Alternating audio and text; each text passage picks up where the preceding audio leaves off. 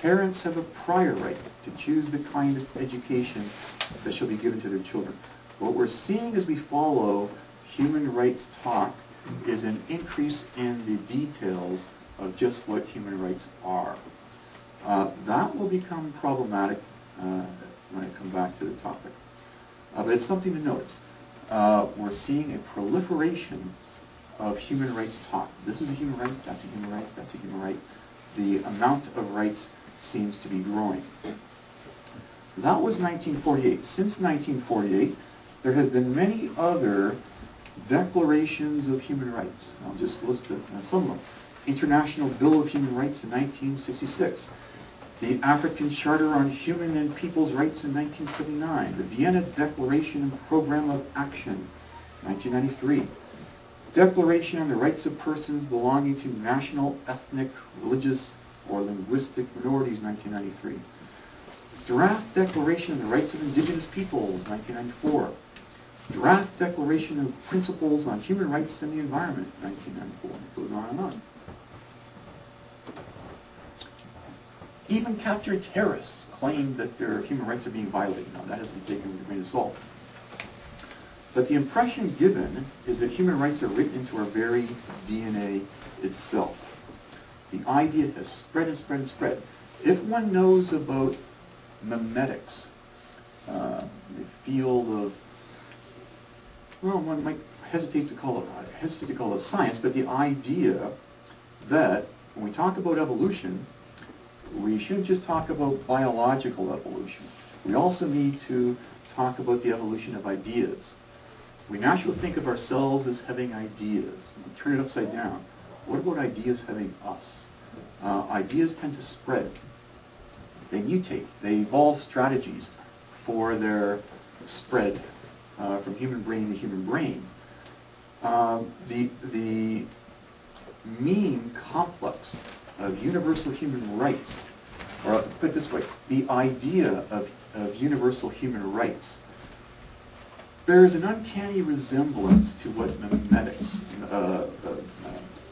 those who advocate memetics, talk about.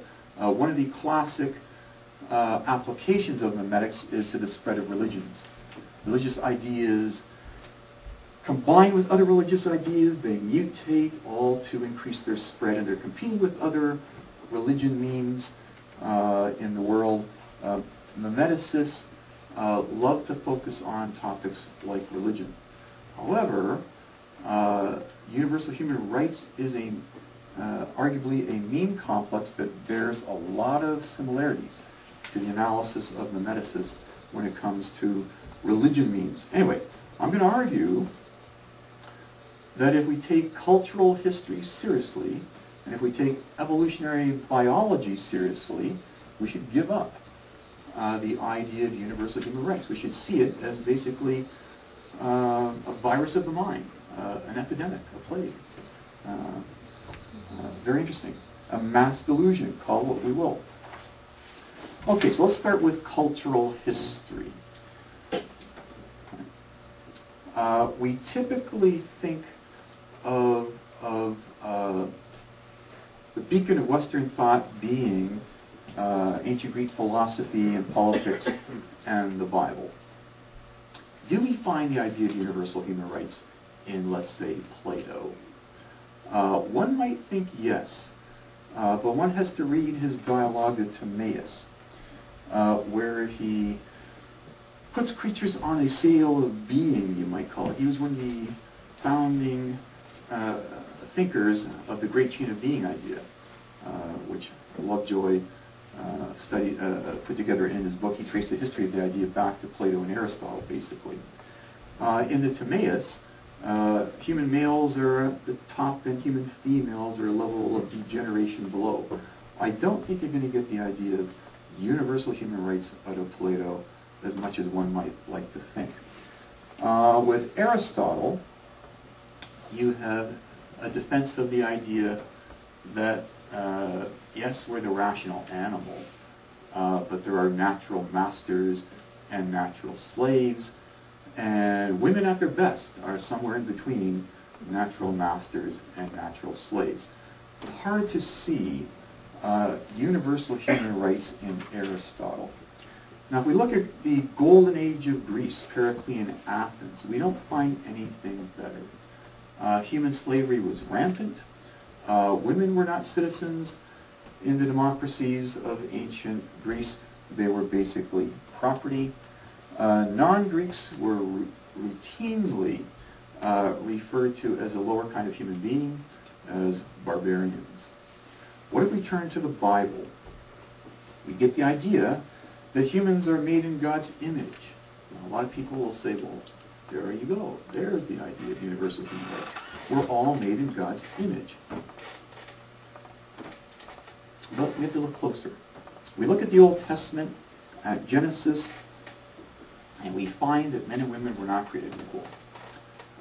Instead, women were created as an afterthought, because man was lonely, apparently. He needed a helper.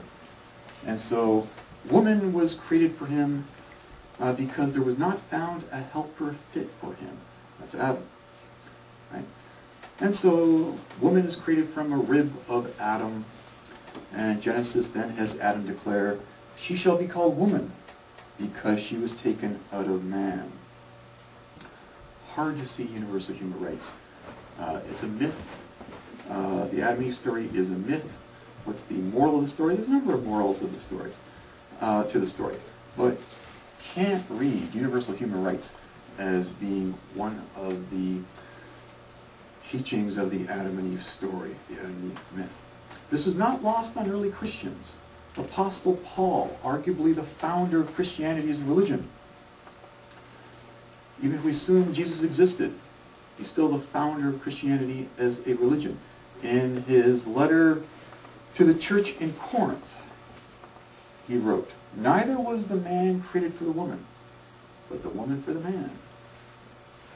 In Ephesians, he wrote, wives, submit yourselves unto your own husbands, as unto the Lord. And to Titus, he wrote that women should be, quote, discreet, chaste, keepers at home, good, obedient to their own husbands, that the word of God be not blasphemed. Apparently a reference to the Adam and Eve story. Human slavery is espoused in the Bible. In Leviticus, it's reported that God said to Moses on Mount Sinai that you may buy male and female slaves from among the nations that are around about you. He said they may be your property, a possession forever. You may make slaves of them, of other people. But over your own brethren, the people of Israel, you shall not rule one over another with harshness. Right? And in the Old Testament is plenty of examples that would not make one think that universal human rights is between the lines.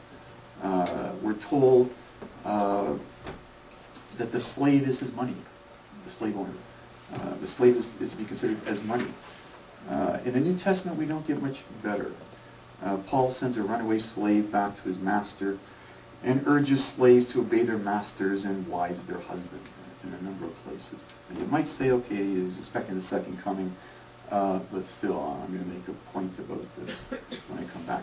One also finds in the Bible the idea driven over and over again that humans are not born equal with equal rights. In the Old Testament, God sometimes commands the wholesale slaughter of innocent men, women, and children, as he did with the destruction of Jericho, and I'm not sure how to pronounce it, Ai. Equally abominable is the concept of inherited sin.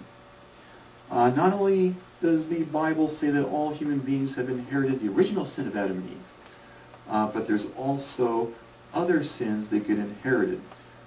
In the Ten Commandments, right after the commandment to worship no other gods, God is reported as saying, for I, the Lord your God, am a jealous God, visiting the iniquity